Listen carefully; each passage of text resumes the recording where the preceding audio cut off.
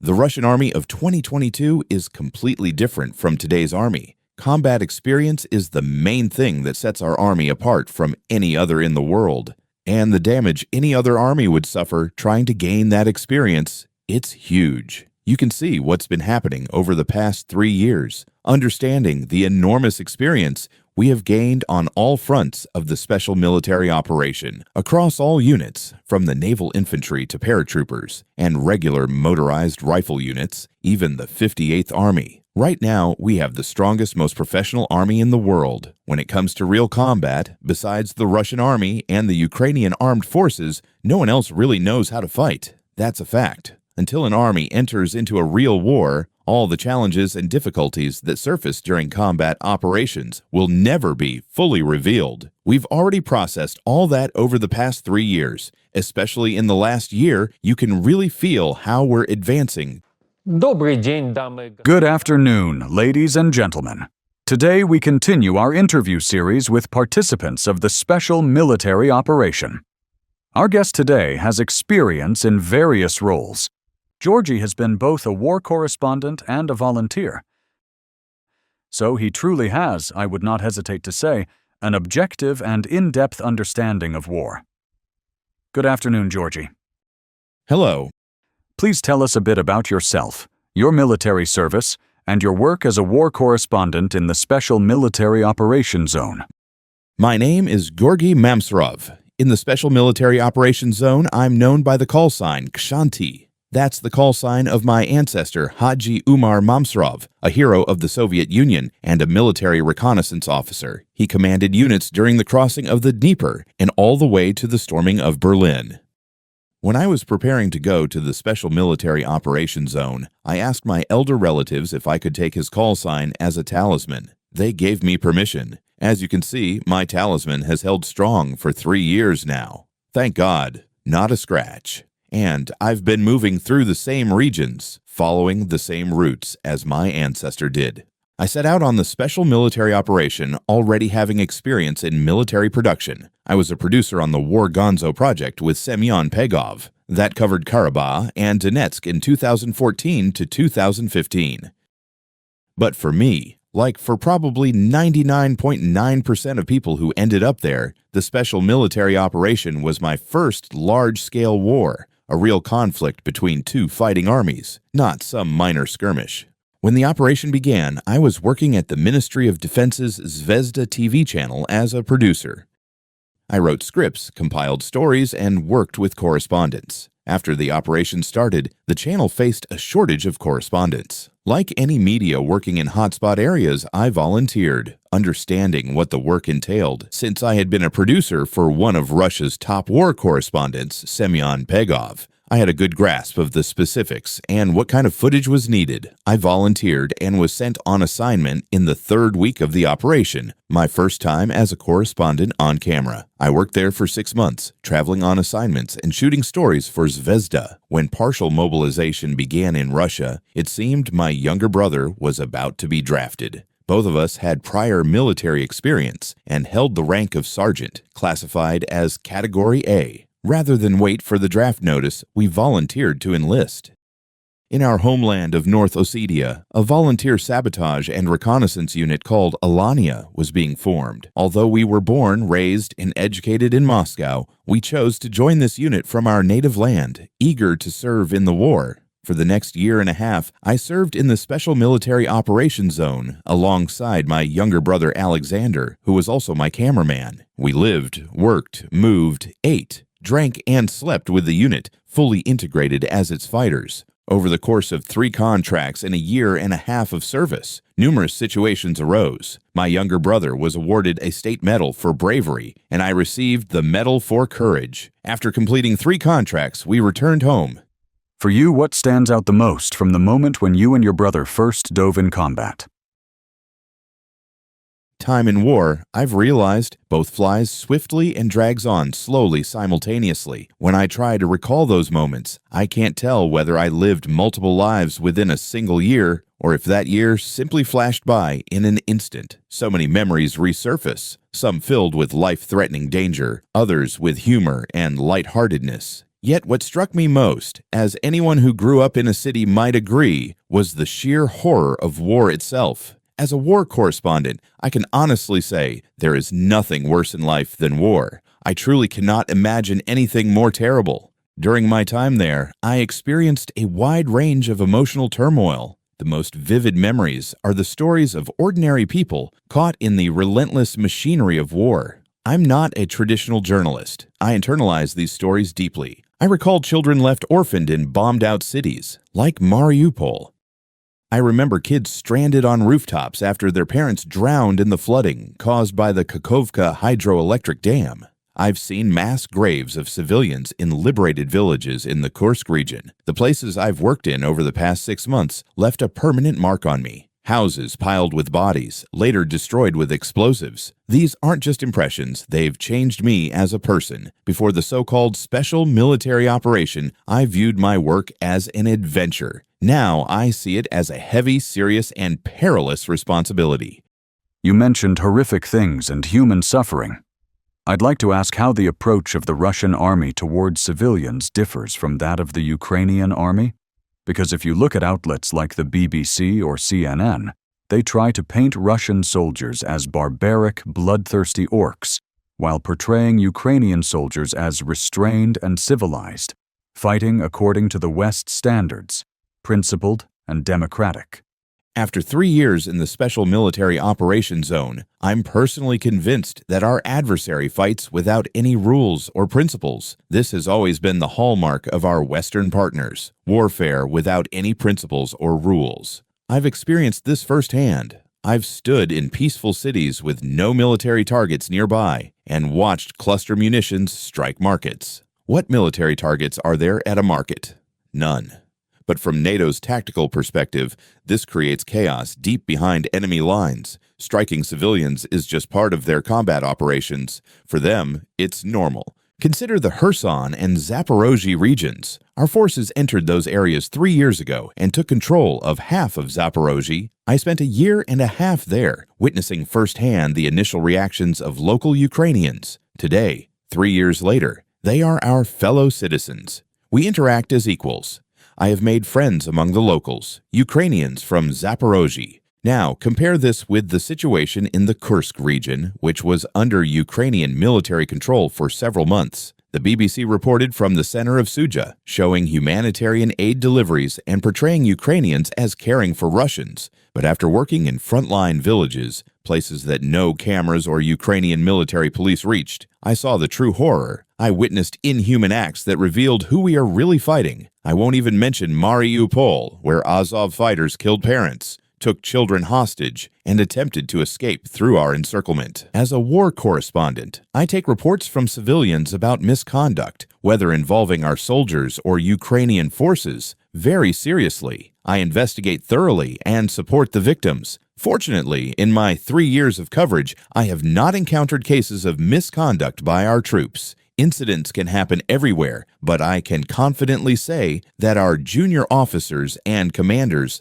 are highly professional and decent people. Sometimes I refer to our army as the Red Army, the kind of army that would give its last ration to civilians trapped in a basement for 2 weeks without food or water, fully aware that they might not survive without it. That is the spirit of the Red Army we read about in history books, and I am certain that 100% of that spirit still lives on in our soldiers. You said you witnessed inhuman acts. I understand that you would probably prefer not to recollect that at all, but our audience is mostly Western and English-speaking, and their only information about Kursk comes primarily from Western and Qatari-based media, which are pro-Ukrainian and hostile to Russia. Could you share what you saw in Kursk region?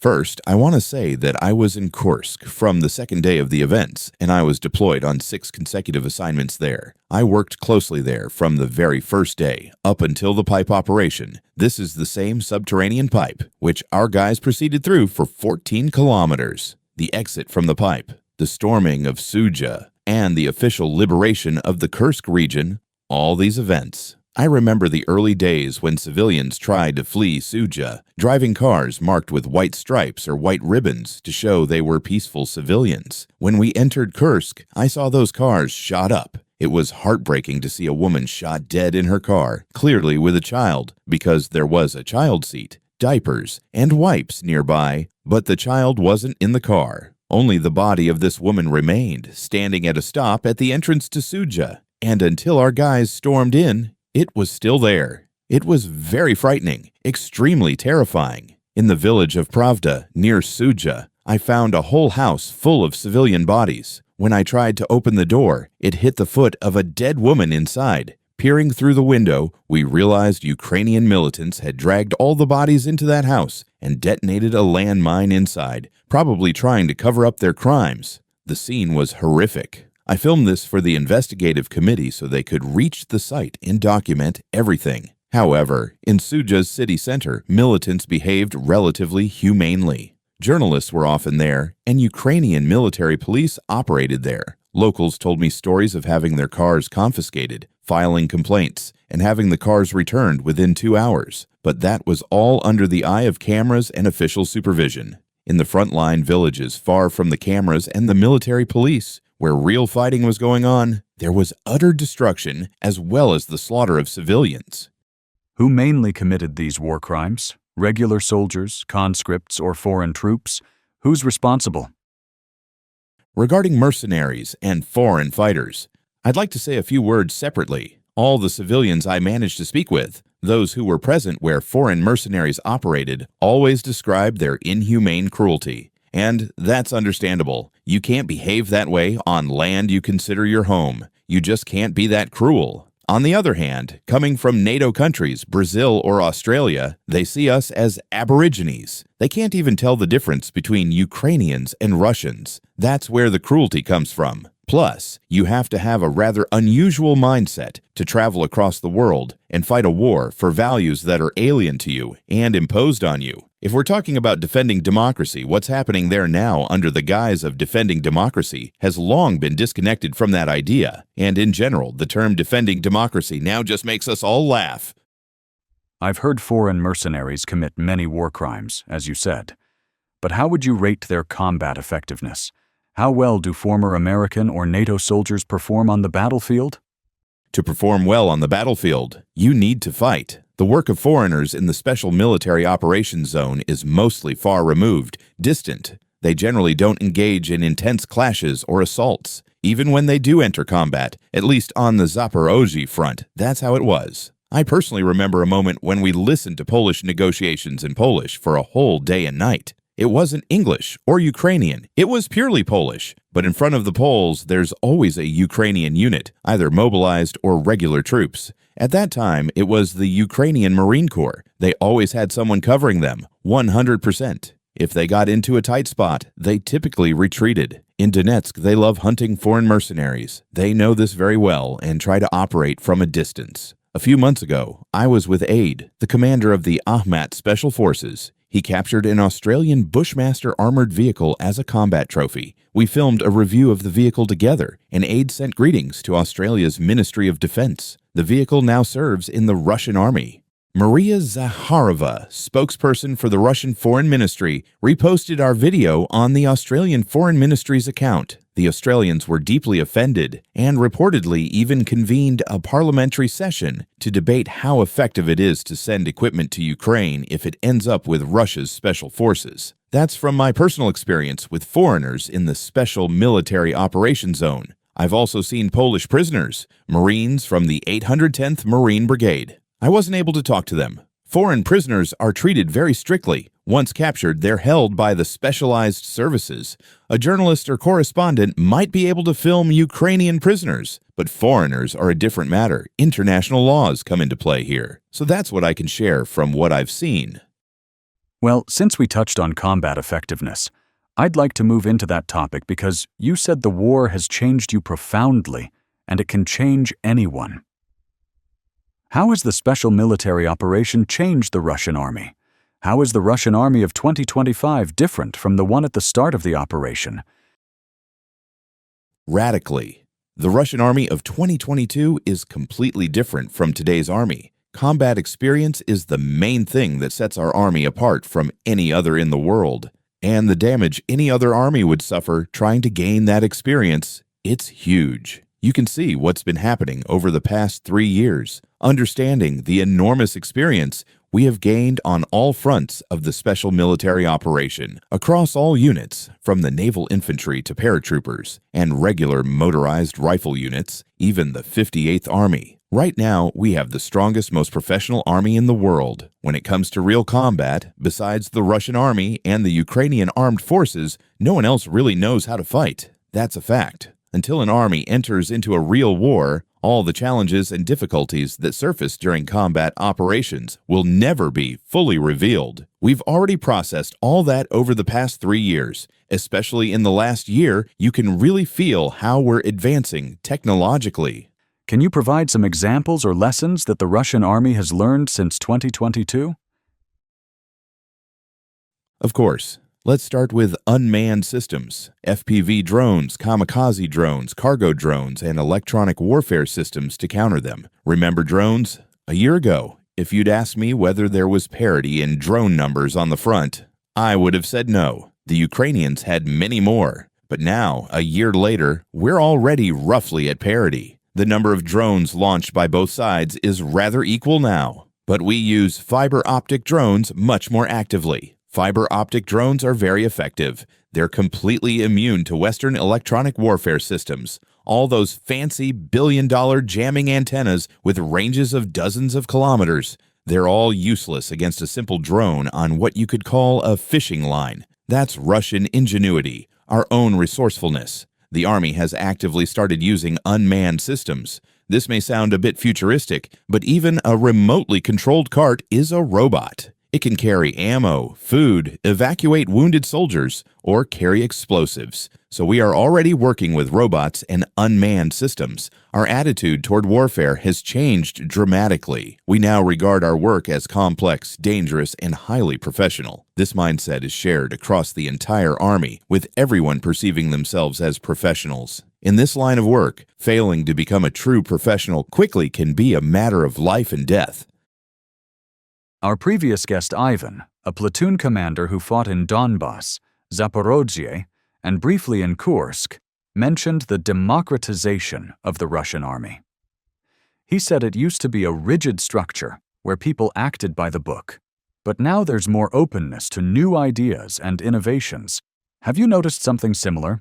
Absolutely, I definitely saw that. But, in my opinion, any army of any country is a fairly inflexible machine. And until it starts fighting, it's very difficult for it to change. It's very hard for an army to change without real combat. Now, having found ourselves in a situation where all our shortcomings are on display, we've been able to react and start making changes. The influx of new opinions and the democratization of the army, as you mentioned, is connected to the fact that today, young soldiers gain combat experience early and become professionals quite quickly. You don't need 10, 20, or 30 years anymore. I've seen young men become combat officers, even reaching senior ranks during the war in just 3 years. This brings fresh perspectives. They can share them and influence decisions. This is inevitable in any military conflict. So is there a difference in leadership style or mindset between the old school officers and those who got their combat experience during the special military operation? Of course there's a difference. Though by now, I'd say there's hardly anyone left in the Russian armed forces without some form of combat experience. I'm not just talking about running around shooting, but having been involved. Just to clarify, regarding the new officers who gained their first real combat experience during the operation, does their mindset differ from those who already fought but were shaped by prior experience?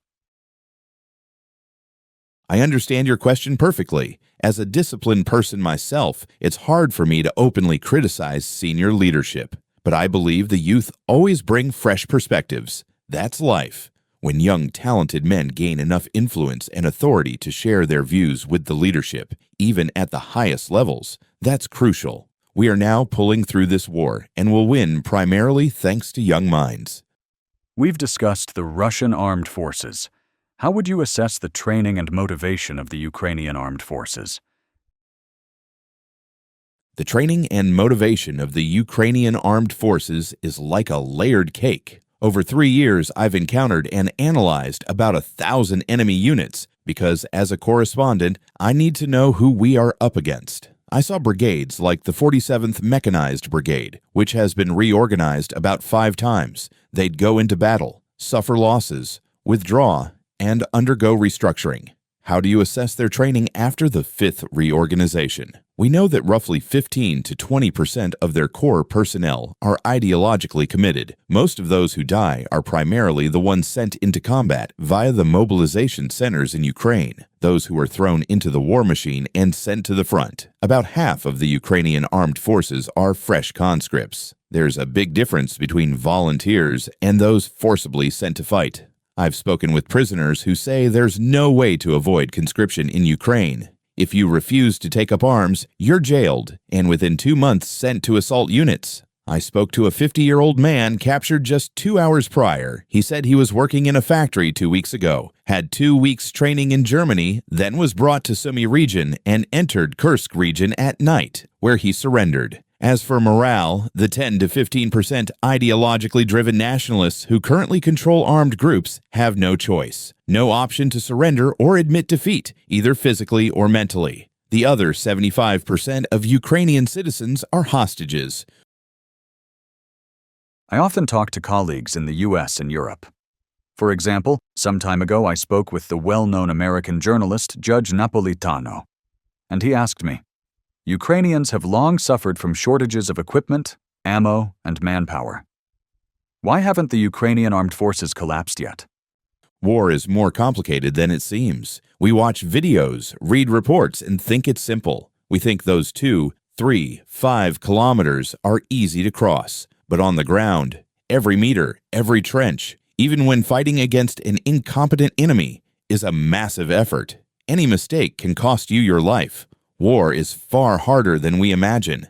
Even those fighting sometimes don't realize how tough it is, because you sit in a trench, see trenches around you, but don't know what's going on across the entire 1,000-kilometer front. You physically can't know. No matter how advanced the weapons, long-range missiles, or equipment are, a territory isn't considered under control until a soldier walks across it on foot and plants the flag. That's the reality. And until we personally march on foot to the borders defined by our Supreme Commander-in-Chief, it won't happen quickly. Everyone with some knowledge of war knew from the start 3 years ago that it wouldn't be fast, because this is war. Other participants emphasized 2 key points to me.